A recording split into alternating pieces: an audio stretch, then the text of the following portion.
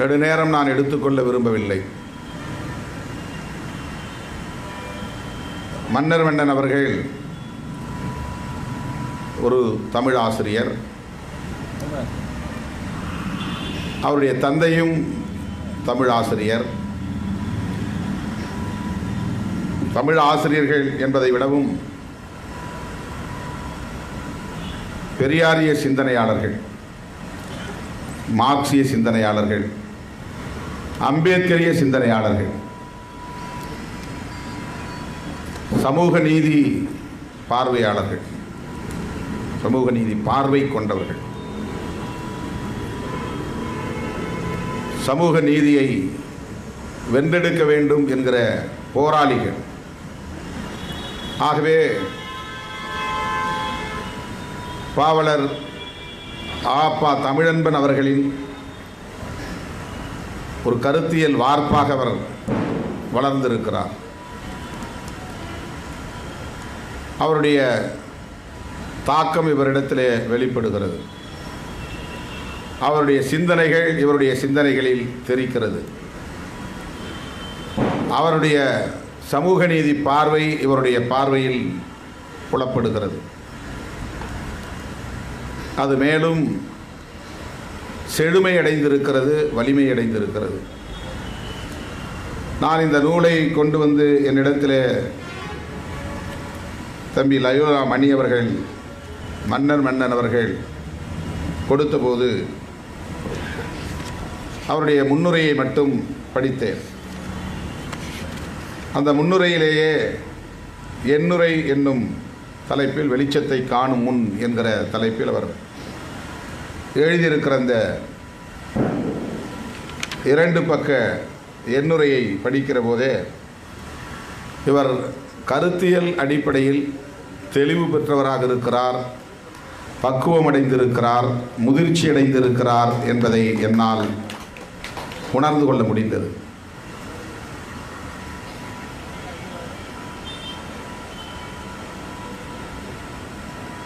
என்னை பற்றி, அதாவது திருமாவளவனை பற்றி நான் ஏன் எழுத வேண்டும் அல்லது எழுத துணிந்தேன் என்பதை அவர் சுருக்கமாக அதில் பதிவு செய்திருக்கிறார். இந்த கவிதையின் சிறப்பாக நான் எதை பார்க்கிறேன் என்றால், பொதுவாக கவிதை நூல் பல கவிதைகளை கொண்ட தொகுப்பாகத்தான் வெளிவரும். 2-3 பக்கங்களுக்கு ஒரு கவிதை இருக்கும். ஒவ்வொரு கவிதைக்கும் ஒரு தலைப்பு இருக்கும். 15-20 கவிதைகளை தொகுத்து ஒரு நூலாக வெளியிடுவார்கள். இந்த உள்ளடக்கத்திலே அல்லது பொருளடக்கத்திலே என்னென்ன தலைப்பு, எந்தெந்த பக்கம் என்றெல்லாம் இருக்கும். ஒவ்வொரு கவிதைக்கும் ஒரு தலைப்பு இருக்கும். பல கவிதைகளை தொகுத்த ஒரு நூலாகத்தான் கவிதை நூல்கள் இதுவரையில் வெளிவந்திருக்கின்றன. இந்த கவிதை நூலுக்குள்ள சிறப்பு, ஒரே கவிதை ஒரே தலைப்பு, ஒரே தலைப்பில் ஒரே கவிதையை 90 பக்கம் எழுதியிருக்கிறார். பேராசிரியர் ஜெயராமன் அவர்கள் சொன்னதைப் போல அந்த 14 பக்கத்தை கழித்து கொண்டால் கூட 74 பக்கங்கள் ஒரே கவிதை. தனித்தனி பத்திகள் இருக்கின்றன, ஸ்டான்சா என்று சொல்வார்கள். கட்டுரைகள் என்றால் பாரா என்பார்கள், கவிதைகள் என்றால் ஸ்டான்சா என்பார்கள். பத்தி என்றே புரிந்து கொள்வோம். எத்தனை பத்திகள் எழுதியிருக்கிறார் என்று எண்ணி பார்த்தேன். 227 பத்திகள் எழுதியிருக்கிறார். இந்த 76 பக்கங்களில் சில கவிதைகள், அதாவது சில பத்திகள், இந்த ஸ்டான்சா 3 வரி, சில 5 வரி, சில 7 வரி கூட இருக்கிறது. ஒரு பக்கத்திற்கு 6 ஸ்டான்சா இருக்கிறது. சில பக்கங்களில் ஒரே ஒரு ஸ்டான்சா மட்டும் இருக்கிறது. சில பக்கங்களில் 2, 3 என்று இருக்கிறது. மொத்தம் 76 பக்கங்களில் 227 ஸ்டான்சா பத்திகள் எழுதப்பட்டிருக்கின்றன. ஒரே தலைப்பின் கீழ் விடுதலை வெளிச்சம், ஒரே நபரை பற்றி கூறியது கூறல் இல்லாமல் வெவ்வேறு பொருள் தெரிக்கும் வகையில் சொல்லப்பட்டிருக்கிறது. இங்கே தலைவர்கள் சொன்னதைப் போல, அண்ணன் பேராசிரியர் ஜெயராமன் அவர்கள் சொன்னதைப் போல வெறும் புகழுரையாக மட்டும் இல்லாமல் இது சொல்லப்பட வேண்டிய தேவை இருக்கிறது. தமிழ் சமூகத்திற்கு அடையாளப்படுத்த வேண்டிய தேவை இருக்கிறது. அங்கீகரிக்க வேண்டிய தேவை இருக்கிறது, அடுத்து வரக்கூடிய இளம் தலைமுறையினர் உணர்ந்து கொள்ள வேண்டிய தேவை இருக்கிறது என்கிற அந்த நோக்கில் இந்த கவிதைகள் படைக்கப்பட்டிருக்கின்றன. அதிலே அவர் இங்கே சொன்னது, இந்த எண்ணுரையிலே பதிவு செய்திருப்பது என்னவென்றால், அதிர்ச்சி. ஒரு நாளில் எழுதி முடிக்கப்பட்ட கவிதை, ஓரிரு நாளில். செப்டம்பர் 17 தொடங்கி செப்டம்பர் 19 எழுதி முடித்து விட்டார். இவ்வளவு விரைவாக கவிதை எழுதக்கூடிய கவிஞர் இவராகத்தான் இருப்பார் என்று நான் கருதுகிறேன். ஒரு புத்தகத்திற்கான 90 பக்கங்களுக்கான ஒரு கவிதையை, ஒரே கவிதையை ஓரிரு நாட்களில் எழுதி முடித்திருக்கிறார் என்றால், அமரேசன் சொன்னதைப் போல நம்மை ரொம்ப நுட்பமாக கவனித்திருக்கிறார், காதலித்திருக்கிறார். கருத்தியலை, நாம் பேசும் பேச்சு, நாம் எழுதும் எழுத்து, நம்முடைய களத்தில் ஆற்றும் செயல், நாம் நடத்தும் போராட்டங்கள், இவை அனைத்தையும் அவர் உன்னிப்பாக கவனித்திருக்கிறார், உற்று நோக்கி இருக்கிறார். பெரியார் பார்வையில் உற்று நோக்கி இருக்கிறார், அம்பேத்கர் பார்வையில் உற்று நோக்கி இருக்கிறார், சமூக நீதி பார்வையில் உற்று நோக்கி இருக்கிறார். அதனால் அவருக்கு இது சரி எனப்பட்டிருக்கிறது. வேறு பார்வை, சனாதன பார்வையில் பார்த்திருந்தால் நம்மை வசைபாடி இருப்பார், தூற்றி இருப்பார். ஆக பெரியார் பார்வையில், சமூக நீதி பார்வையில் நம்முடைய நடவடிக்கைகளை அவர் உற்று பார்த்திருக்கிறார், தொடர்ந்து பார்த்திருக்கிறார், ஆழ்ந்து பார்த்திருக்கிறார், தெளிந்து பார்த்திருக்கிறார். அதனால் ஓரிரு நாட்கள் இடைவெளியிலேயே ஒரு புத்தகத்திற்கான 227 ஸ்டான்சா என்கிற பத்திகளை எழுதி முடித்து ஒரு புத்தகமாக தொகுத்திருக்கிறார் என்பது பாராட்டுதலுக்குரியது.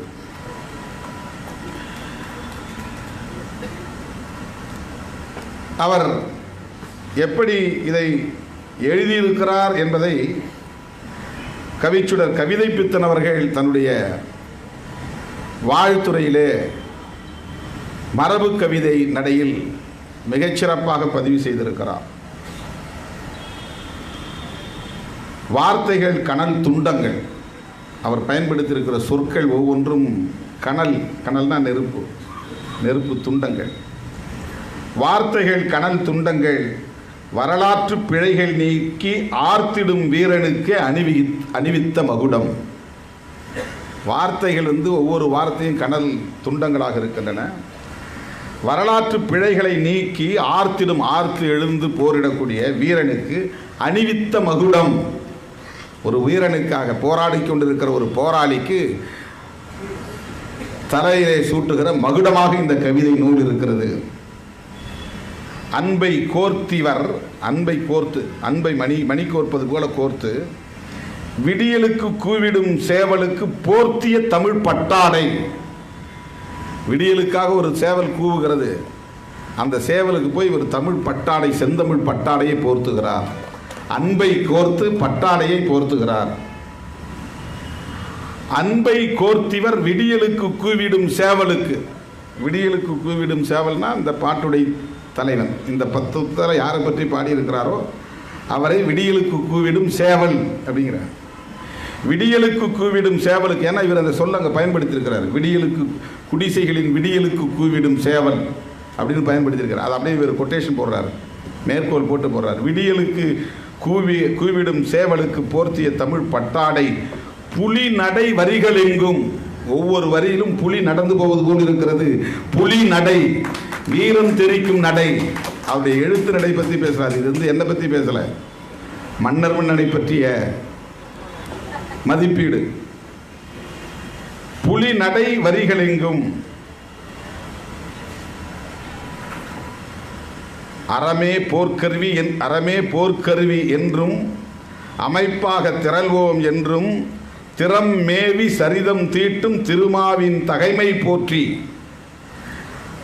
அறமே போர்க்கருவி, அருவாள் அல்ல போர்க்கருவி, கொடுவாள் அல்ல போர்க்கருவி, ஈட்டி அல்ல போர்க்கருவி, அறமே போர்க்கருவி, தம்மம் தான் போர்க்கருவி. அதுதான் புரட்சியாளர் அம்பேத்கர் சொல்லி இருக்கிற போதனை, பகவான் கௌதம புத்தர் வழங்கி இருக்கிற போதனை. அறமே போர்க்கருவி என்றும் அமைப்பாய் திரள்வோம் என்றும் திறம் மேவி சரிதம் தீட்டும் தன்னுடைய திறமையை காட்டி அதன் மூலம் ஒரு புதிய வரலாற்றை படைத்து கொண்டிருக்கிற திருமாவின் தகைமை போற்றி, அவருடைய தகுதிகளை போற்றி, நிறம் மாறிடாத நெஞ்சால் அடிக்கடி கட்சி மாறக்கூடியவர்கள் இருப்பாங்க, கருத்தை மாற்றிக்கொள்கிறவர்கள் இருப்பார்கள், கட்சி மாறக்கூடியவர்கள் இருப்பார்கள். நேற்று ஒன்றை சொல்வார்கள், இன்றைக்கு ஒன்றை சொல்வார்கள், நாளைக்கு ஒன்றை சொல்வார்கள்.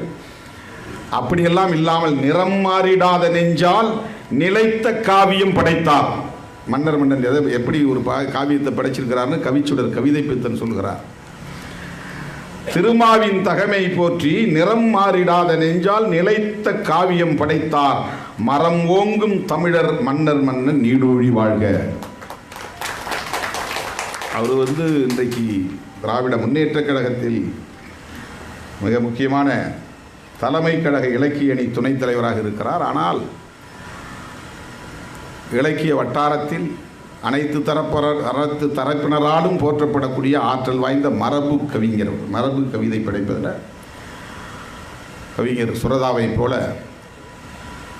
ஆழ்ந்த கருத்துக்களை உள்ளடக்கி பாருங்கள். இந்த புத்தகத்தை பற்றி ஒரு 5-4-2-6 ஸ்டான்ஸாவில் அந்த புத்தகத்தை பற்றி அப்படியே அந்த மரபு நடையில் எழுதியிருக்கிறார். மரபு நடை எதுகை மோனை இருக்கக்கூடியது.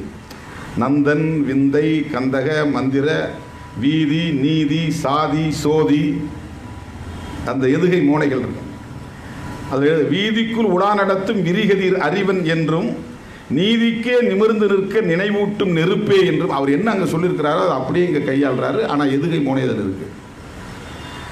நெருப்பை எப்படி கவிழ்த்து பிடிச்சாலும் நிமிர்ந்து தான் நிற்கும். விளக்கை நீ கவிழ்த்து பிடிச்சு பாருங்க, மெழுகுவர்த்தியை கவிழ்த்து பிடிச்சு பாருங்க, நெருப்பை கவிழ்க்க முடியாது, அது நிமிர்ந்தே நிற்கும். நீதிக்கே நிமிர்ந்து நிற்க நினைவூட்டும் நெருப்பே என்றும் சாதிக்கு தலைவன் அல்ல சாதிக்கும் தலைவன் என்றும் சோதிக்குள் நீலவண்ண சுடர் தந்தார் மன்னர் மன்னன்.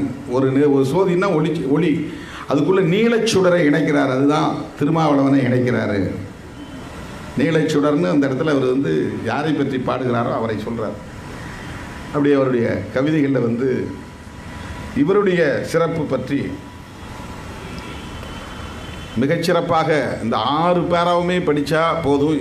இவரை பற்றி மன்னன் அவர்களை பற்றி அவருடைய ஆற்றலை பற்றி இந்த நூலில் என்ன சொல்லியிருக்கிறார் என்பதை பற்றி ஒரு அருமையான மதிப்பீடாக மரபு கவிதை நடையில் அண்ணன் கவிச்சுடர் கவிதை பித்தன் அவர்கள் வழங்கியிருக்கிறார். அதைத்தான் நான் அமர்ந்து படித்தேன். இதில் ஒவ்வொருவரும் ஒவ்வொரு அண்ணன் பேராசிரியர் அவர்கள் சொன்னதைப் போல எல்லோரும் இதில் உள்ள வரிகளை, இந்த 76 பக்கங்களில் உள்ள கவிதை வரிகளை எடுத்து கையாண்டு விட்டார்கள். எனக்கு பிடித்தது என்று சில வரிகளை அவர் எடுத்து சொன்னார். ஒவ்வொருவரும் அப்படி எடுத்து சொன்னார்கள். இவருடைய கவித்துவம் எவ்வளவு சிறப்பாக இருக்கிறது என்பதை எங்கள் தலைவிதியை மாற்றிய நியூட்டனின் 3ஆம் விதி, அதை அண்ணன் பேராசிரியர் அவர்கள் ஒரு பேராசிரியர் என்கிற முறையில் அழகாக எடுத்து விளக்கி சொன்னார். நான் இதை பார்த்த உடனேயே மன்னன் காதில் போய் கேட்டேன். இதை நியூட்டனின் 3ஆம் விதி என்று திருப்பி அடி என்பதைத்தான் எழுதியிருக்கிறீர்களா என்று கேட்டேன். ஆம் என்றார். என்றால் ஒவ்வொரு வினைக்கும் சமமான எதிர்வினை உண்டு என்பது நியூட்டனின் 3ஆம் விதி. எதை செய்தால் நீ ஒருத்தனை திட்டுனா அதுக்கு தகுந்த மாதிரி இன்னொருத்தன் திட்டுவான். ஒன்று டேய்னா அவனும் டேய்மா. நீ குழந்தைகிட்ட கூட பேசி பாருங்கள். ஒருத்தனை நாம் அடித்து அடக்கி ஒடுக்கிற முடியும் அப்படிங்கிறதெல்லாம் கிடையாது. அது ஒரு ஒரு ஒரு காலகட்டம் என்ன அது தொடரலாம், நீடிக்கலாம் அந்த ஆதிக்கம் செலுத்துகிற வரையில். ஆனால் தலைகீழ மாறும். உதாரணத்துக்கு பௌத்தத்தை எடுத்துக்கலாம். பௌத்தம்ங்கிறது உலகமெங்கும் கோலோச்சிய ஒரு பெரு மதம். இந்தியாவில் எங்கு திரும்பினாலும் பௌத்தம் செழித்து வளர்ந்திருந்த காலம். ஆனால் இன்றைக்கு என்ன நிலை? இது ஒரு உதாரணம் புரிந்து கொள்வதற்காக சொல்லுகிறேன். அப்படியே அது தக்க வைக்க முடியாது, நீட்டிக்க முடியாது. பௌத்தம் இன்றைக்கு சுவடுகளாக இருக்கின்றன, அடையாளங்களாக இருக்கின்றன. தோன்றுகிற இடங்களெல்லாம் புத்தர் சிலைகளை இன்றைக்கு நாம் கண் போனதாகவும் கால் போனதாகவும் கை உடைந்ததாகவும் முகம் உடைந்ததாகவும் தான் நாம் கண்டெடுக்க முடிகிறது. ஆனால் அது ஒரு காலத்தில் ஓஹோ என்று இருந்தது. 8 திக்கிலும் பௌத்தமே செழித்திருந்தது. இன்றைக்கு தங்களை இந்துக்கள் என்று சொல்லிக்கொள்ளக்கூடிய அத்தனை பேரும் ஒரு காலத்தில் பௌத்தர்களாக இருந்தவர்கள் தான், முன்னாள் பௌத்தர்கள் தான். இந்த தலைகீழ் மாற்றம்ங்கிறது நிகழ்ந்து கொண்டே இருக்கும் சமூகத்தில். ஒரு சுழற்சி வடிவில், மேல் கீழ் என்றல்ல, ஒரு சுழற்சி வடிவில் அது நிகழ்ந்து கொண்டே இருக்கும்.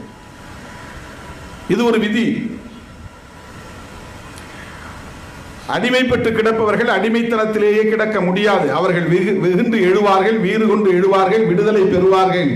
இது ஒரு தவிர்க்க முடியாத இயங்கியல் விதி. இயங்கியல் விதியை நியூட்டன் சொல்லுகிறான். அதனால் அது நியூட்டன் விதி என்கிறோம். அவ்வளவுதான்.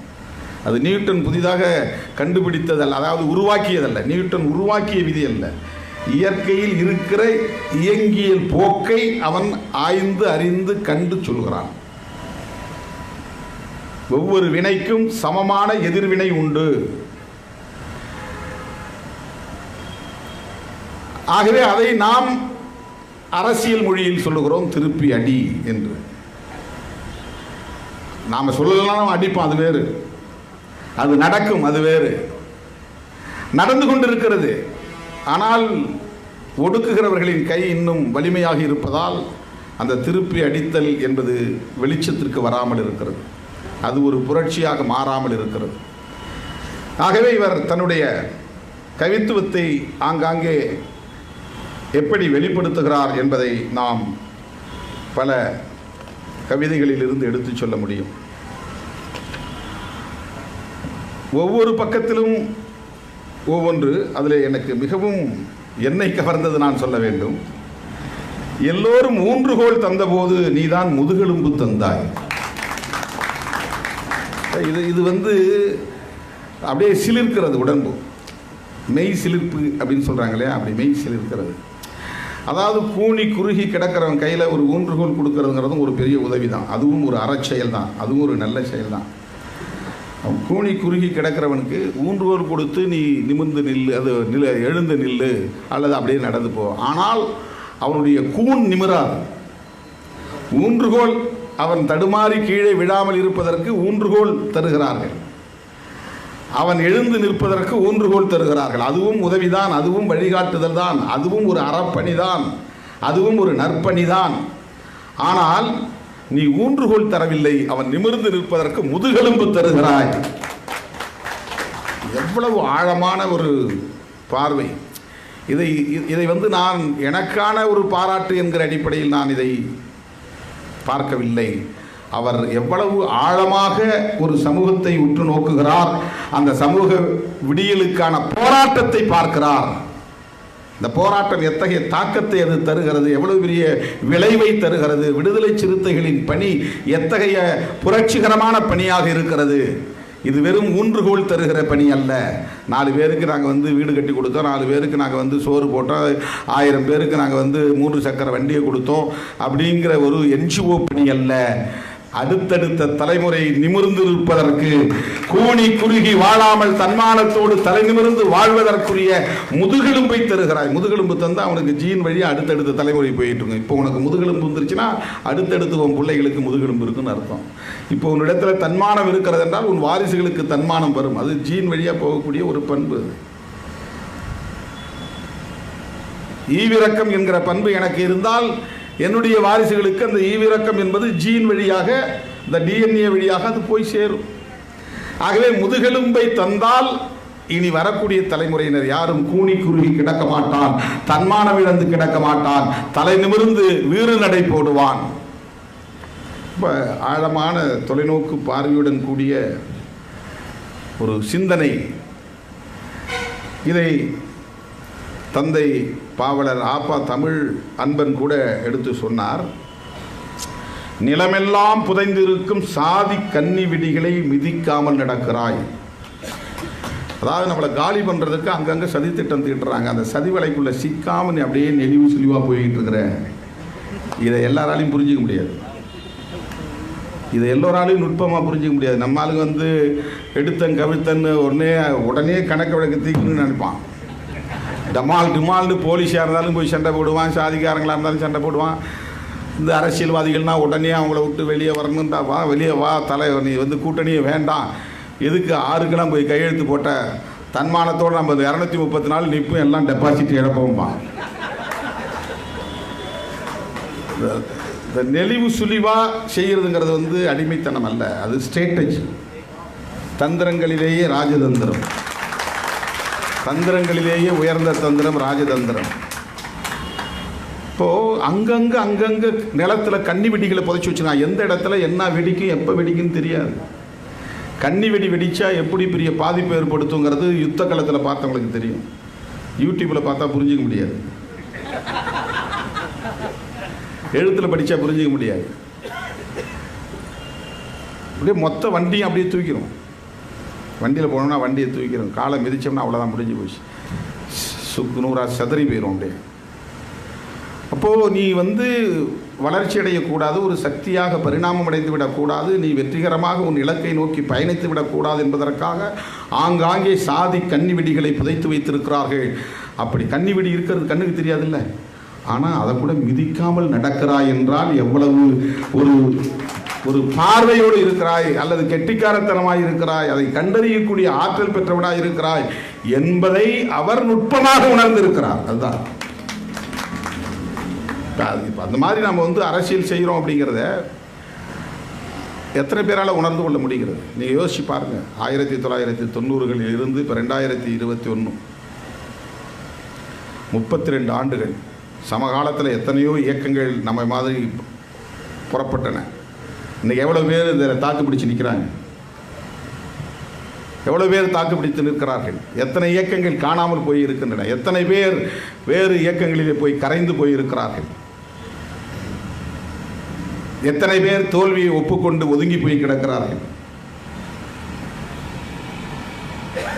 பொருளாதார பின்புலம் இல்லாமல், அரசியல் களத்திலே ஊக்கப்படுத்துவதற்கான எந்த பின்புலமும் இல்லாமல், ஊடக பின்புலம் இல்லாமல், சதி வலைகளை தாண்டி, சாதி கன்னிவெடிகளை தாண்டி 32 ஆண்டுகள் இந்த களத்திலே தாக்கு பிடித்து ஒரு இயக்கம் நிற்கிறது என்றால் எந்த அளவுக்கு நெளிவு சுழிவாக நாம் பயணித்திருக்கிறோம் என்பதை மன்னன் கண்டறிந்திருக்கிறார், உணர்ந்திருக்கிறார், நுட்பமாக பார்த்திருக்கிறார், நுணுக்கி பார்த்திருக்கிறார்.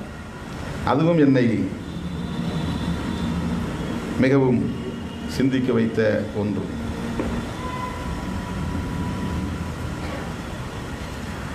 பாராட்டக்கூடிய வகையிலான பல சொற்கள் இருந்தாலும் அவை அனைத்தும்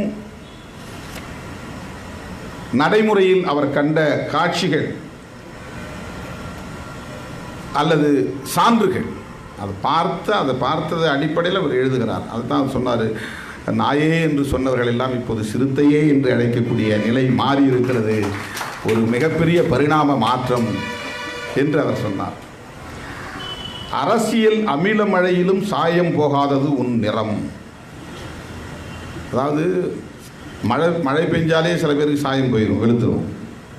சில சாயம் மழையிலே கரைஞ்சி வெளுத்து போயிடும்.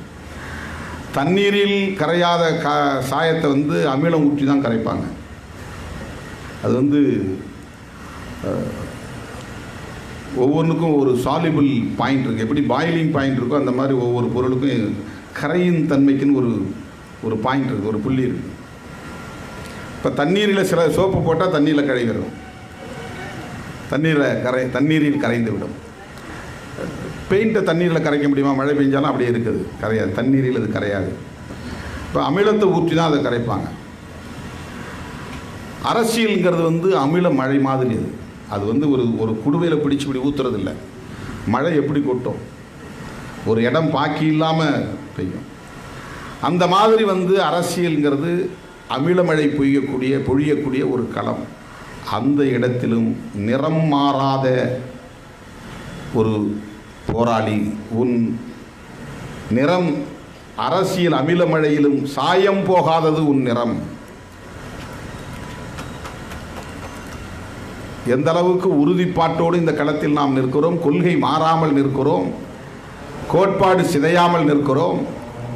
தேர்தல் அரசியல்தான் என்பதற்காக எல்லாவற்றையும் சமரசம் செய்து கொள்ளாமல் தேர்தல் அரசியல் களத்திலும் சனாதன எதிர்ப்பை உயர்த்தி பிடிக்கிற ஒரே இயக்கம் இந்திய மண்ணில் விடுதலை சிறுத்தைகள் கட்சி தான்.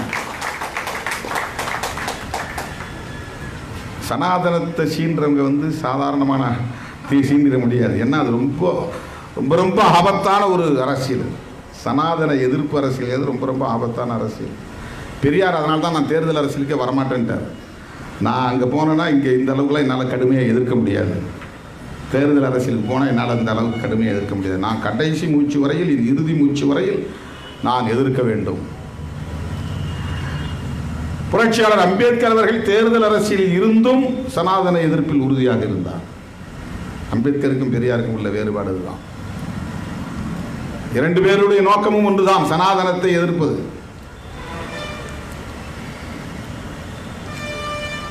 புரட்சியாளர் அம்பேத்கர் அவர்கள் தேர்தல் களத்தில் இருந்து கொண்டே சனாதன சக்திகளை தோலுரித்தார். எந்த நிலையிலும் ஒரு துளி அளவும் கூட யாரோடும் சமரசமாக கூடாது, அதற்கு இடம் தந்துவிடக்கூடாது என்கிற அடிப்படையில் தந்தை பெரியார் அவர்கள் சனாதன எதிர்ப்பில் உறுதியாக இருந்தார். தேர்தல் அரசியல் பக்கம் வரவே இல்லை. பதவிகள் தேடி வந்தபோது கூட ஏற்றுக்கொள்ளவில்லை. புரட்சியாளர் அம்பேத்கர் பதவியில் இருந்தும் அதை தூக்கி எறிந்துவிட்டு வெளியே வந்தார். ஒரு கட்டத்தில் பதவியை பயன்படுத்தி, அதிகாரத்தை பயன்படுத்தி செய்ய வேண்டியவற்றை செய்தார். எதிர்க்க வேண்டிய நேரத்தில் எதிர்த்துவிட்டு இந்த பதவி எனக்கு தேவையில்லை என்று மத்திய அமைச்சர் பதவியை தூக்கி எறிந்துவிட்டு வெளியே வந்தார்.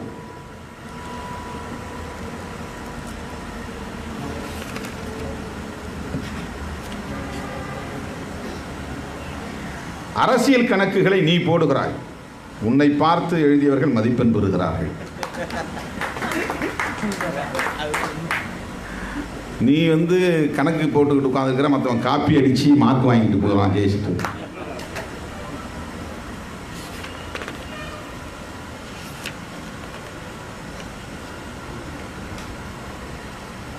மாவட்டத்திற்கும் ஒன்றியத்திற்கும் கொடி பிடித்தவர்களை, மற்ற கட்சியுடைய மாவட்டத்திற்கும் ஒன்றியத்திற்கும் கொடி பிடித்தவர்களை மாவட்டமாய் ஒன்றியமாய் மாற்றிய ரசவாதம் உன்னுடையது. இப்போ உங்களை பார்த்து எல்லாம் வாங்க மாவட்டம், வாங்க ஒன்றியன்னு கூப்பிடுறாங்க. கொடி கட்டிய வண்டிக்கு கும்பிடு போட்டவர்களை கொடி கட்டிய வண்டியில் வலம் வர வைத்தது நீதானே. மற்றவங்க யாராவது கொடி கட்டிய வண்டியில் போகும்போது ஐயா சாமி வணக்கம்னு போட்டுக்கிட்டு இருந்தவனை பூரா இன்னைக்கு நீ கொடி கட்டி வலம் வர வைக்கிறாய். வண்டிகளில் வாசலில் நின்றவர்களை நீதானே நாற்காலியில் உட்கார வைத்தாய்.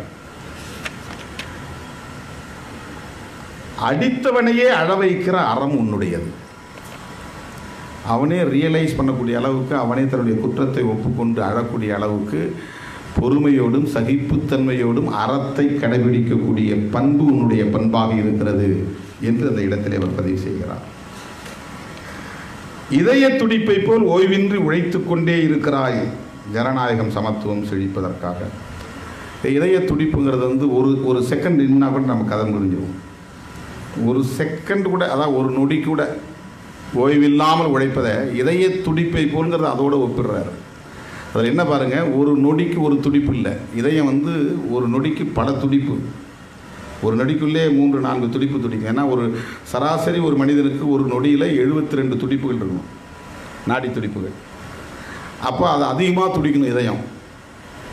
ஒரு செகண்டுக்கு ஒரு வினாடிக்கு ஒரு தடவை துடித்தா மொத்தம் 60 துடிப்பு தான் வரணும்.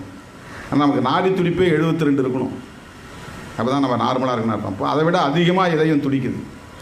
அப்போ ஒரு செகண்டு கூட ஓய்வு இல்லாமல் நீ உழைத்து கொண்டிருக்கிறாய் என்பதற்கு அவர் ஒப்பீடு செய்வது இதய துடிப்பை போல் என்று அவர் சொல்லுகிறார். முன்பெல்லாம் சாதி அறிவதற்கு சுற்றி வளைத்து கேட்பார்கள். நீ என்ன ஊர், எந்த மாவட்டம், யாருக்கு சொந்தக்காரன் அப்படின்னு கேட்பாங்க. முதல்ல மாவட்டத்தை கேட்பாங்க, அப்புறம் எந்த ஊருன்னு கேட்பான், அப்புறம் யாருக்கு சொந்தக்காரன் கேட்பான், சாதியை கண்டுபிடிக்கிறது. இப்போது உடனே அறிந்து விடுகிறார்கள், எங்கள் பெயர் தமிழில் இருப்பதா. விடுதலை செழியன் தமிழில் இருக்குதா, அப்படின்னா இன்னார்னு தெரிஞ்சிது. பாவலன் தமிழ் பேரா, இன்னார் தெரிஞ்சது. நல்ல தமிழில் பேசினால் தமிழாசிரியரா என்பார்கள் அன்று. இப்போது சிறுத்தையா என்கிறார்கள்.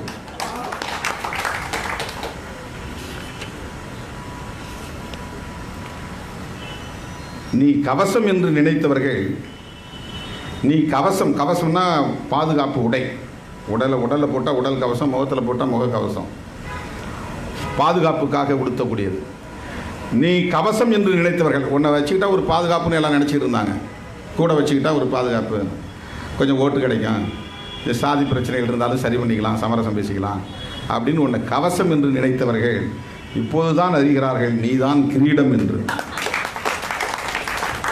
கிரீடமே நீதாங்கிறது இப்பதான் தெரியுது. எல்லா பக்கமும் வெள்ளையாய் கொண்ட கருப்பு மனிதன் நீ கருப்பு மனிதன். ஆனால் உன்னுடைய வெள்ளம்ங்கிறது, உன்னுடைய உள்ளம்ங்கிறது வந்து வெள்ளையானது. ஒரு மா நிலம் இல்லை, கவலையே இல்லை, திருமாயிருக்கிறார் எங்களுக்கு. ஒரு மான்னா 100 குழி. அவங்க மாவட்டங்களில் வந்து இந்த டெல்டா மாவட்டங்கள்லாம் மா கணக்கு, குழி கணக்கு தான். இங்கே நம்ம பக்கத்தில் கடலூர், அரியலூர், பெரம்பலூர் இந்த பக்கம்லாம் போனால் காணி கணக்கு சொல்லுவாங்க. ஏக்கருங்கிறது பின்னால் வந்தது. காணி, அரைக்காணி, அரைக்காணிக்கு கீழே போனால் கால் காணி, கால் காணிக்கு கீழே போனால் அரைக்கால் காணி, அரைக்கால் காணிக்கு கீழே போனால் வீசம்னுவாங்க. 16 வீசம் வந்து கால் காணின்னு நினைக்கிறேன். 16 வீசம் ஒரு காணி. வீசம்னு இருக்குது. வீசம் 1 வீசம், 2 வீசம், 3 வீசம். அவங்க டெல்டா மாவட்டங்களில் 100 குழிங்கிறது ஒரு மா, 3 குழிங்கிறது ஒரு ஏக்கர். ஒரு ஏக்கர்னால் 75 சென்ட்டு. 300 குழி, 300 குழி, 300 குழி ஒரு ஏக்கர். 100 குழிங்கிறது ஒரு மா. இப்போ 100 சென்ட்டா? 100 சென்ட் ஒரு ஏக்கர். 100 சென்ட் ஒரு ஏக்கர். அப்போ அதில் 3ல் ஒரு பங்குனா 33 சென்ட்டு. 33 சென்ட்டு தான் வந்து ஒரு மா. ரைட்டா? 33 சென்ட்டுங்கிறது இங்கே சென்னையில் என்ன சொல்லுவாங்கன்னா 5 சென்ட்டு ஒரு கிரவுண்டுன்னுவாங்க. 5.25 சென்ட்டு, 5.5 சென்ட்டு. அப்போ ஒரு 5 கிரவுண்டு இடம்னு வச்சுக்கேன் ஒரு மாங்கிறது. இப்போ டெல்டா மாவட்டத்தில் ஒரு மா நிலம் இல்லை அப்படின்னு அவர் சொல்கிறார். 100 குழி கூட இடம் இல்லை. எங்களுக்கு கவலையே இல்லை, திருமா இருக்கிறார். ஒரு மா நிலம் இல்லை, கவலையே இல்லை, திருமா இருக்கிறார். அப்படின்னா மொத்த நிலமும் தமிழ்நாடே எங்களுக்கு தான். ஒரு மா நிலம் தேவையில்லை, திருமா இருக்கிறார் என்றால் தமிழ்நாடே எங்களது தான், தமிழ் மாநிலமே எங்களுடையது தான். கவிஞருடைய கவித்துவத்தை உணர்த்துவதற்காக இந்த வரிகளை எல்லாம் நாம் உங்களிடத்தில் நான் ஏராளமாக குறித்து வைத்திருக்கிறேன். அதையெல்லாம் இங்கே படித்து காட்ட போதிய நேரமில்லை. உன் விழிநோக்கும் திசையெல்லாம் கிழக்காகிறது, நீ வாய் திறக்கும் போதெல்லாம் திசைகளுக்கு செவி முளைக்கிறது. எல்லாம் கேட்டுக்கிட்டு இருக்கிறான், கவனிச்சுட்டு இருக்கிறான். நீ என்ன பேசுகிற 8 திக்கிலும் எல்லாரும் திருமாவளவன் என்ன பேசுகிறான்னு பார்த்துட்டு உட்காந்துருக்கிறான். நம்ம ஆளுங்க ஃபேஸ்புக்கை பார்க்குறாங்களோ இல்லையோ, இப்போ லைவில் ஓடிக்கிட்டு இருக்குது. சனாதன சக்திகள் எல்லாம் இப்போ வந்து லைவில் பார்த்துக்கிட்டு இருப்பாங்க. இல்லைன்னா அப்புறம் ஃபேஸ்புக்கில் போய் பார்ப்பாங்க. உடனே அதுக்கு உட்காந்து 4 பேர் உட்காந்து பேசி இதுக்கு என்ன வந்து பதிலடி கொடுக்கலாம் அப்படின்ட்டு நாராச நடையில் பதிலடி கொடுப்பாங்க. இப்போ நாம் அதை கண்டுக்கிறதே கிடையாது, அதை கேட்குறதே கிடையாது. ஏன்னா அவங்க தரம் நமக்கு என்னன்னு தெரியும். அவங்க கருத்தியல் ரீதியாக பதில் சொன்னாங்கன்னா நம்ம அதுக்கு விடை சொல்லலாம். கருத்தியல் ரீதியாக யாரும் இங்கே பேசுகிறதுக்கு தயாராக இல்லை. இப்போ கருத்தியல் ரீதியாக பேசுவது அப்படிங்கிறது வந்து அரசியல் களத்தில் அதை ஒரு விவாதமாக இன்றைக்கு மாற்றி இருக்கிற பெருமை. அரசியலையே லாவணி பாடுகிற அரசியல் என்கிற நிலையிலிருந்து மாற்றி கருத்தியல் சார்ந்து விவாதிக்கக்கூடிய ஒரு புதிய கோணத்தை அல்லது புதிய களத்தை, புதிய அரசியல் தளத்தை ஒரு இயக்கம் ஏற்படுத்தி இருக்கிறது என்றால் அது விடுதலை சிறுத்தைகள் கட்சி தான் என்பதை நான் பெருமையோடு சொல்ல கடமைப்பட்டிருக்கிறேன். எல்லாவற்றையும் கருத்தியல் சார்ந்து விவாதிப்பது என்கிற அடிப்படையில் விடுதலை சிறுத்தைகள் இயக்கம் சாதியவாதிகளின் பார்வையில் பார்த்தால் சாதி கட்சி, தமிழ் தேசிய பார்வையில் பார்த்தால் இது தமிழ் தேசிய இயக்கம், பெண்ணுரிமை போராளிகளின் பார்வையில் பார்த்தால் இந்த இயக்கம் பெண்ணுரிமை இயக்கம், கம்யூனிஸ்டுகளின் பார்வையில் பார்த்தால் இந்த இயக்கம் பாட்டாளி வர்க்க இயக்கம், கம்யூனிஸ்ட் இயக்கம், சர்வதேச அரசியல் பேசக்கூடியவர்களின் பார்வையில் பார்த்தால் இது ஏகாதிபத்தியத்தை எதிர்க்கக்கூடிய ஒரு சர்வதேசிய இயக்கம், அம்பேத்கர் பார்வையில் பார்த்தால், பெரியார் பார்வையில் பார்த்தால் இது சாதி ஒழிப்பு இயக்கம், சமூக நீதி இயக்கம். இத்தனை பரிணாமங்களை கொண்ட டைமென்ஷன்ஸ், இத்தனை பரிணாமங்களை கொண்ட ஒரு பேரியக்கம்தான் விடுதலை சிறுத்தைகள் கட்சி. தமிழ் தேசியத்தை நாங்கள் வெறும் மொழி உணர்வோடும் இன உணர்வோடும் மட்டுமே வரையறுத்து பார்ப்பவர்கள் இல்லை. தமிழ் தேசியத்தின் உண்மையான எதிரி இந்திய தேசியமாகத்தான் இருக்க முடியுமே தவிர தமிழ் தேசியத்தின் எதிரி பெரியார் இல்லை, பெரியாரியம் இல்லை. பெரியாரையும் பெரியாரியத்தையும் தமிழ் தேசியத்தின் எதிரியாக பார்க்கிறார்கள் என்றால் அவர்கள் பார்வையில் ஏதோ பிழை இருக்கிறது அல்லது ஏதோ சதி இருக்கிறது என்றுதான் பொருள். ஒன்று அது அரசியல் அறியாமையாக இருக்க வேண்டும் அல்லது அது அரசியல் சதியாக இருக்க வேண்டும். குறைந்தபட்சம் தமிழ் இனத்திற்கு எதிரானவர்கள் என்று கன்னட இனத்தை சொல்லலாம், அல்லது மலையாள தேசிய இனத்தை சொல்லலாம், அல்லது ஆந்திர தெலுங்கர் தேசிய இனத்தை சொல்லலாம். ஏனென்றால் அது ஒரு அணுகுமுறை. அவங்க எங்கள் மண்ணுக்குள்ளே வந்திருக்கிறாங்க, அல்லது இந்த நிலத்தை ஆக்கிரமிச்சிட்டாங்க, எங்கள் ஆற்று நீரை தரமாட்டேன் என்கிறார்கள், மறுக்கிறார்கள், தடுக்கிறார்கள் என்று அப்படி ஒரு எதிர்ப்பை முன்வைத்தால் கூட அதில் ஒரு பொருள் இருக்கிறது. நான் அதை சொல்லவில்லை, அப்படி சொல்லவில்லை. இன வெறுப்பையோ இன எதிர்ப்பையோ நான் தமிழ் தேசியம் என்று சொல்லவில்லை. மொழிவழி தேசியம் என்பதிலிருந்து தான் தமிழ் தேசியத்தை நீங்கள் பார்க்க வேண்டும். எல்லா மொழிகளுக்கும் ஒரு தேசியம் என்கிற அடையாளம் இருக்கிறது. அதனால்தான் எல்லா மொழிகளையும் தேசிய மொழிகள்னு இந்திய அரசியலமைப்பு சட்டமே அங்கீகரித்திருக்கிறது. நம்ம எல்லாம் தலைநிமிர வைத்த நம்முடைய மகத்தான தலைவர் புரட்சியாளர் அம்பேத்கர் அவர்கள் எழுதியிருக்கிற இந்த அரசமைப்பு சட்டம் தேசிய மொழிகள் என்று எல்லா மொழிகளையும் வரையறுத்திருக்கிறது. இந்தி மட்டுமல்ல தேசிய மொழி. தேசிய மொழி இந்தியும் ஒரு தேசிய மொழி, தமிழும் ஒரு தேசிய மொழி. தேசிய மொழி என்றாலே அது ஒரு தேசத்திற்கான மொழி என்றுதான் பொருள். ஆகவே தமிழ் தேசிய மொழி என்று, தமிழ் ஒரு தேசிய மொழி என்றால் தமிழுக்கு ஒரு தேசம் இருக்கிறது என்று பொருள்.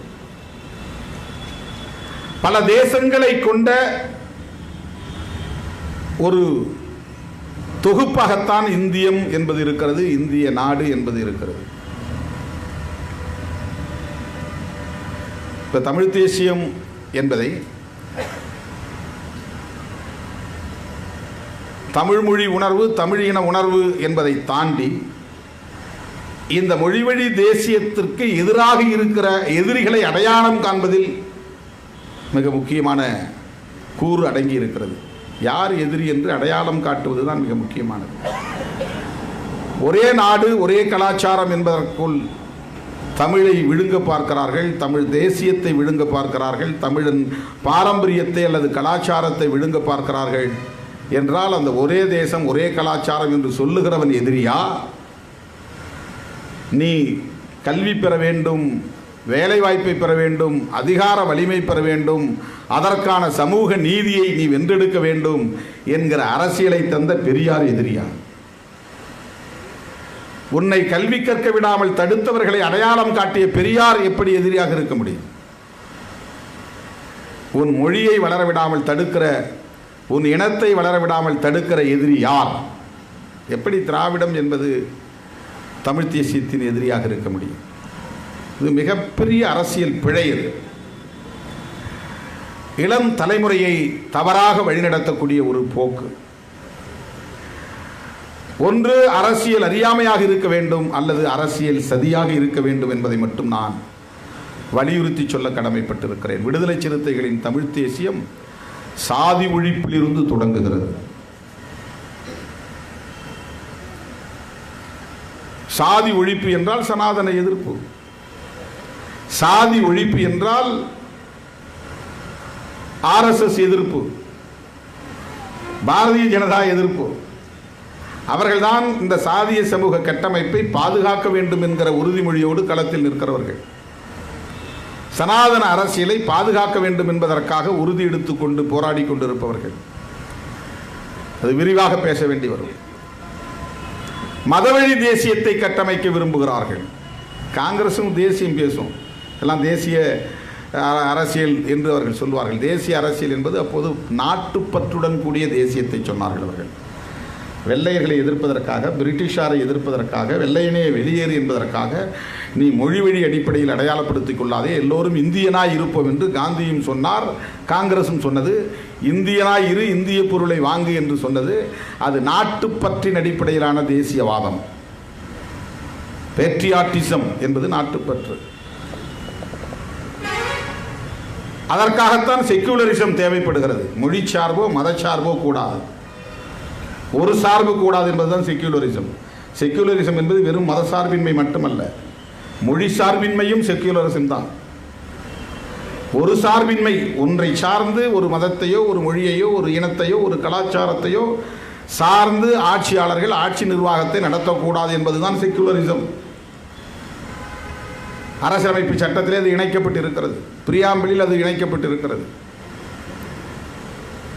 ஒரு சார்பின்மை.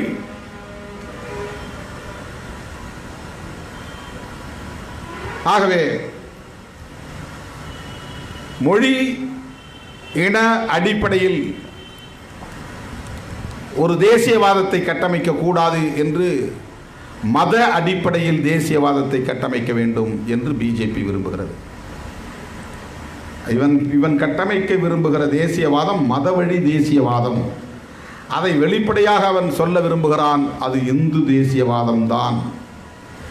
ஆகவே இந்திய தேசியம் என்பது பிஜேபி பார்வையில் இந்து தேசியவாதம், காங்கிரஸ் பார்வையில் இருந்த தேசியவாதம் வேறு. ஆனால் பிஜேபியின் வெளிப்படையான செயல் திட்டம் இந்து மதத்தை ஒருங்கிணைப்பது. இந்து மதத்தை ஒருங்கிணைக்கணும்னா ரொம்ப முக்கியமான கண்டிஷன் என்ன தெரியுமா? நிபந்தனை. மதத்தின் அடிப்படையில் இந்திய அளவில் ஒரு தேசியத்தை கட்டமைப்பதற்கு மிக முக்கியமாக முன்னால் இருக்கிற தேவை என்னவென்றால் சாதி உணர்வு தான், சாதி வெறி தான். சாதி உணர்வு உருவாகத்தான், சாதி உணர்வு தீவிரப்படத்தான் மத வெறி என்பது உருவாகும், மத உணர்வே உருவாகும். சாதி புத்தி இருந்தால்தான் மதம், அந்த மத உணர்வு வரும். எனவே மதத்தை நேரடியாக அவனால் ஒருங்கிணைக்க முடியாத போது சாதியை அவன் திட்டமிட்டு நீரூற்றி வளர்க்கிறார். இப்போ இங்கே தமிழ் தேசியம் பேசுகிறவங்க குடிப்பெருமை பேசுகிறாங்க, சாதியை இவங்க குடிப்பெருமைன்னு மாற்றி சொல்கிறாங்க. ஒரு தனி இன்னொரு சொல்லாடல். அது சாதி இருக்கலாம், சாதி ஒன்றும் தப்பு இல்லை. சாதி இருக்கலாம், சாதியை ஒழிக்க வேண்டிய தேவையில்லை என்பதால் தான், சாதி ஒழிப்பு ஒரு அரசியல் இல்லை என்பதால் தான் இவர்கள் துணிச்சலாக தமிழ் இந்து என்கிற சொல்லாடலை கையாளுகிறார்கள். தமிழோடு இந்துவை சேர்க்கிறார்கள் என்றால் தமிழ் சமூகத்திற்குள் சாதி இருக்கலாம் என்றுதான் பொருள். சாதி இருக்கலாம் என்பவர்களால் ஒரு காலத்திலும் இந்திய தேசியத்தை எதிர்க்க முடியாது. இந்திய தேசியம் என்றால் பிஜேபி விரும்புகிற இந்து தேசியம். இந்து தேசியம் என்றால் சாதிய தேசியம் தான். இந்து தேசியம் என்றால் சனாதன தேசியம் தான்.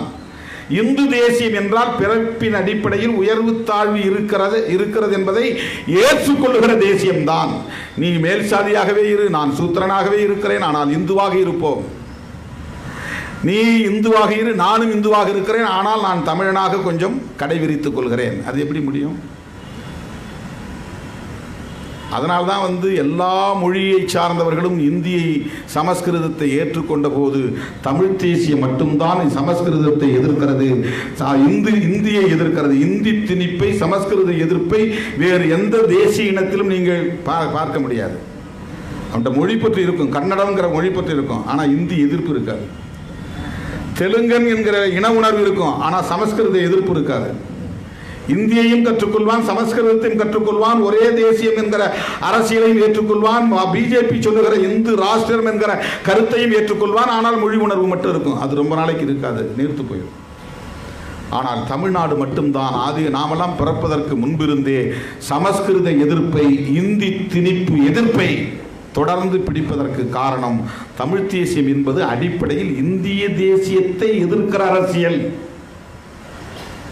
தமிழ் தேசியம் என்பது அடிப்படையில் இந்திய தேசிய எதிர்ப்பு அரசியல். ஆகவே இந்திய தேசியம் என்பது இன்றைக்கு என்னவாக கட்டமைக்கப்பட்டிருக்கிறது என்றால் மதவழி அடிப்படையிலான தேசியமாக கட்டமைக்கப்பட்டிருக்கிறது. மதம்தான் சாதியை காப்பாற்றுகிறது. சாதிதான் மனித குலத்தை பிளவுபடுத்தி பகையை வளர்த்து நாள்தோறும் மோதலை விளைவித்து கொண்டே இருக்கிறது.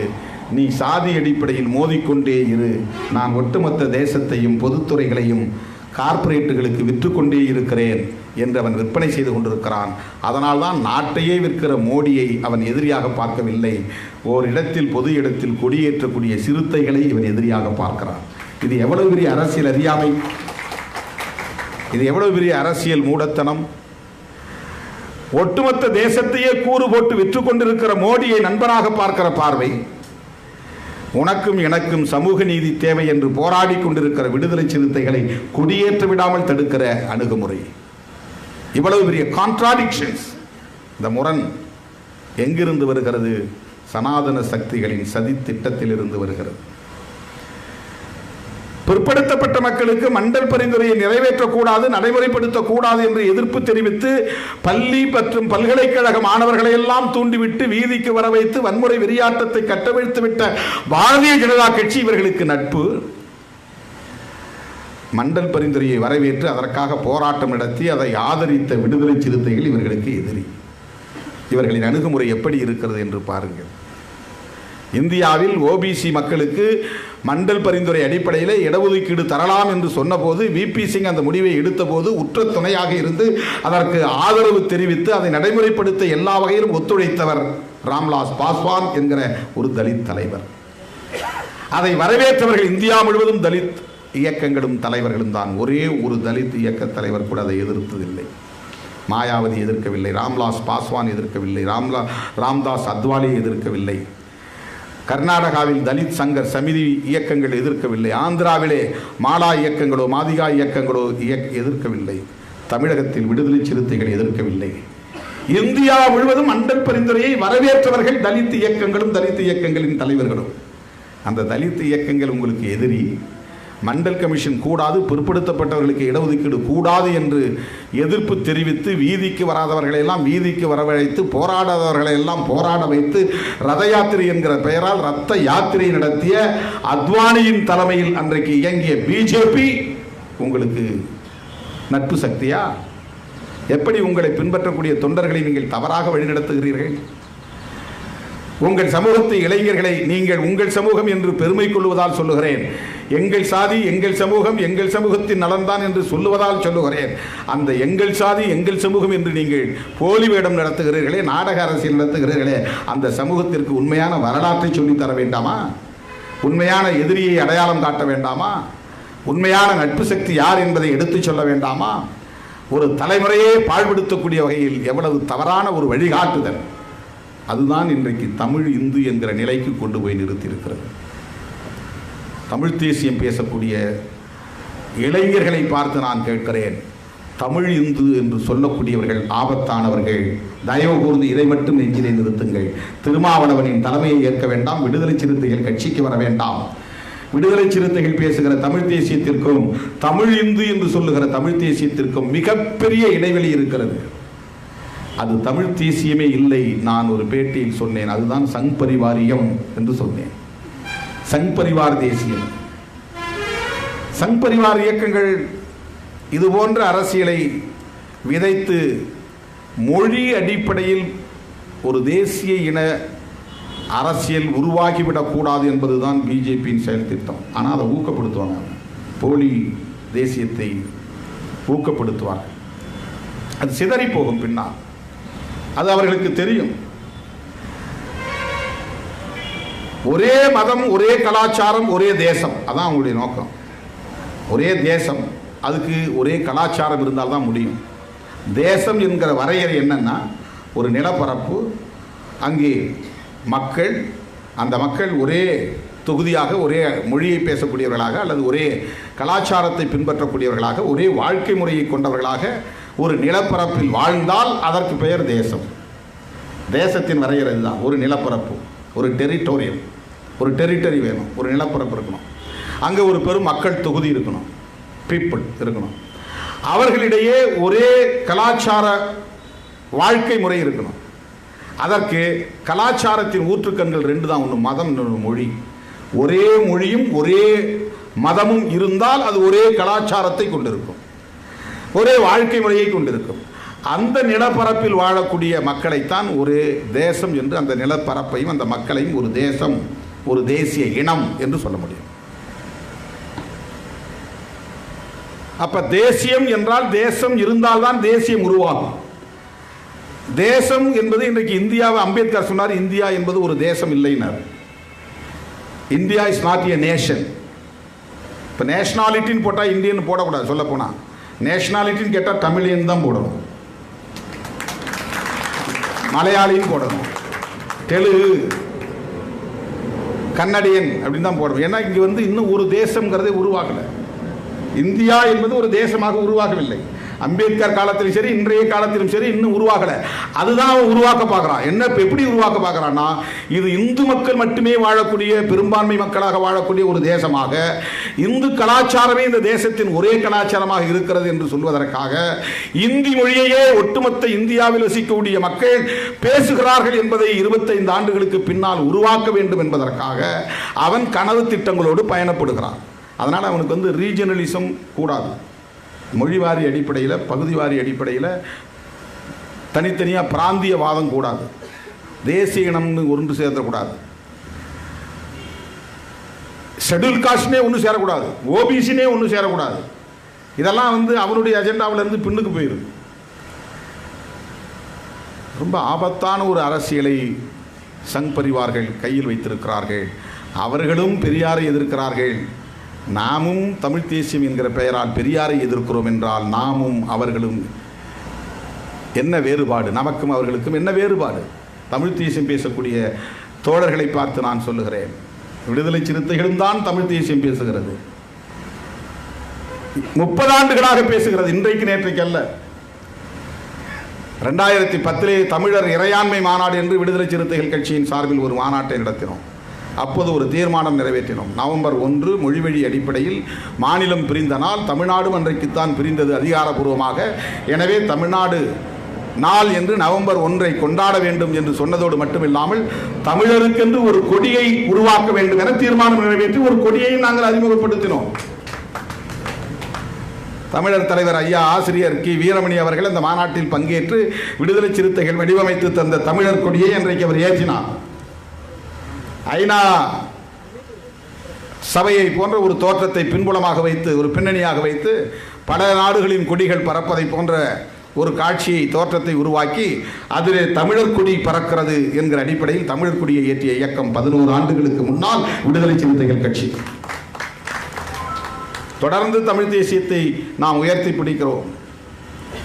இந்தி திணிப்பை எதிர்க்கிறோம், சமஸ்கிருதமயமாதலை எதிர்க்கிறோம், ஈழத்தமிழர் விடுதலையை வலியுறுத்துகிறோம். அதற்காக எண்ணற்ற பல மாநாடுகளை நடத்தியிருக்கிறோம். 1-2 மாநாடுகளை அல்ல.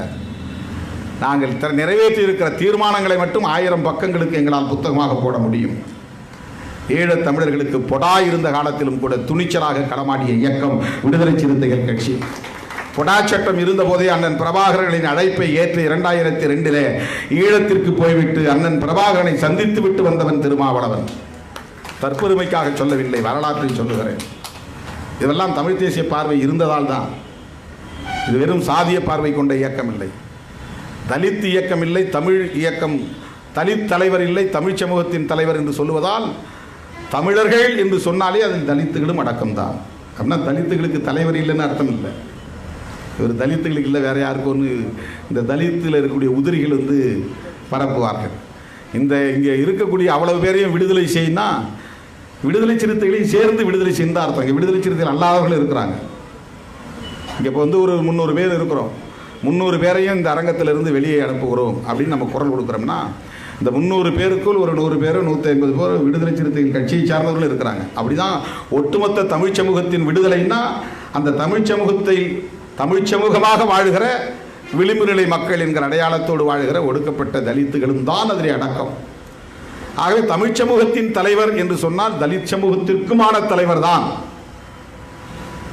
அது இல்லாமல் என்று கழித்து பார்க்கக்கூடாது. சில உதிரிகள் அப்படி கழித்து பார்ப்பார்கள், சில கழிசடைகள் அதை கழித்து பார்ப்பார்கள். அதுவும் உள்ளடங்கிய ஒன்றுதான். எனவே தமிழ் தேசியம் என்பது இந்திய தேசியத்திற்கு எதிரானது. தமிழ் தேசியம் என்பது வடவர் ஆதிக்கத்திற்கு எதிரானது. தமிழ் தேசியம் என்பது இந்தி திணிப்புக்கு எதிரானது. தமிழ் தேசியம் என்பது சமஸ்கிருத மயத்திற்கு எதிரானது. தமிழ் தேசியம் என்பது RSSின் சதித்திட்டங்களுக்கு எதிரானது. தமிழ் தேசியம் என்பது பிஜேபியின் இந்து ராஷ்டிர கனவுக்கு எதிரானது. தமிழ் தேசியம் என்பது ஒரே தேசம் ஒரே கலாச்சாரம் என்கிற சங்கிகளின் சதி வலைகளுக்கு எதிரானது. தமிழ் தேசியம் என்பது சாதி ஒழிப்புக்கானது. சாதி ஒழிப்பே தமிழ் தேச விடுதலை, தமிழ் தேசிய விடுதலை. சாதியை ஒழிக்காமல் தமிழர்கள் ஒருங்கிணைய முடியாது. சாதியை ஒழிக்காமல் பாட்டாளிகள் ஒருங்கிணைய முடியாது. சாதியை ஒழிக்காமல் தேசிய இன எழுச்சியை ஏற்படுத்த முடியாது. சாதியை ஒழிக்காமல் தமிழ் தேசியம் என்கிற கொள்கையை உயர்த்தி பிடிக்க முடியாது. இதில் மிக தெளிவாக விடுதலை சிறுத்தைகள் கட்சி இருக்கிறது. தேர்தல் அரசியல் கணக்குகளை தாண்டி ஒட்டுமொத்த உழைக்கும் மக்களின், விளிம்பு நிலை மக்களின், சமூக நீதி சமூகங்களின் ஒற்றுமையை கருத்தில் கொண்டு இயங்குகிறோம். அந்த பார்வையோடு 2024ஆம் ஆண்டு நடைபெறவிருக்கிற நாடாளுமன்ற பொதுத் தேர்தலை நோக்கி பயணப்படுகிறோம். இந்தியா முழுவதும் உள்ள சமூக நீதி சமூகங்களை ஒருங்கிணைப்பதற்கான அளப்பரிய முயற்சியை விடுதலை சிறுத்தைகள் கட்சி மேற்கொள்ள இருக்கிறது. இது விடுதலை சிறுத்தைகளின் செயல் திட்டங்களுள் ஒன்று.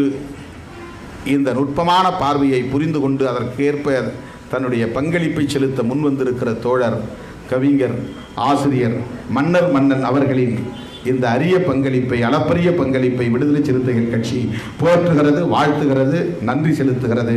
நன்றி, வணக்கம்.